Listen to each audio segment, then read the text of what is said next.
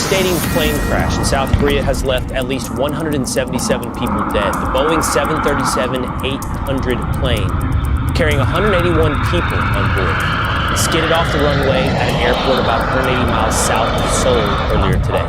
Cleanup continuing this morning after the aircraft exploded on impact with a concrete wall at Muan.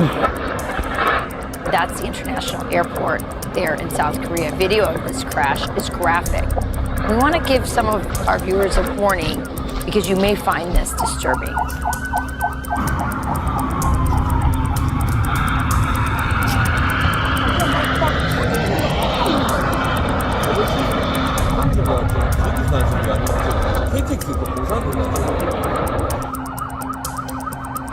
Incredibly, 2 crew members were pulled from the wreckage alive by emergency crews without any life-threatening injuries.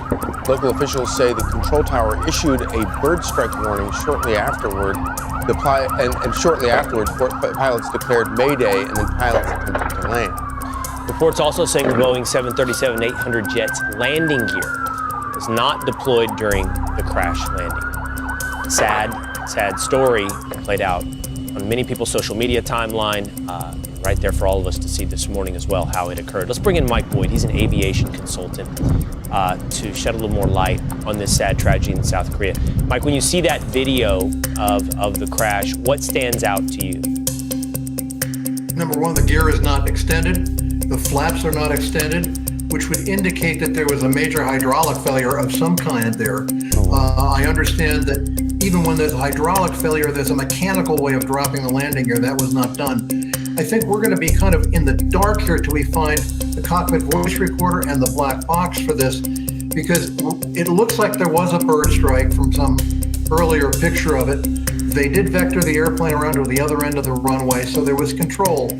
But landing at this speed or coming down at this speed with the gear not down, and it looks like that airplane suffered some major hydraulic failure of some kind, and we don't know what that will be until we get the black boxes. Mike, the black boxes have been found, so hopefully some answers will come soon from that. But I'm curious, like, if you could explain for those of us who don't know a lot about this, how can a bird strike, what impact does that have? And also, this hydraulic failure, is that entirely mechanical, or could there be a pilot decision or problem with that as well? Well, there are a million backups on this airplane. It's extremely safe, and that's what a lot of people are saying. They can't understand why this airplane was landed on that runway at that speed with no flaps, with no gear. There might have been something else involved, but a bird strike on an engine might shut an engine down, but there's so many redundant systems there, it just doesn't make sense.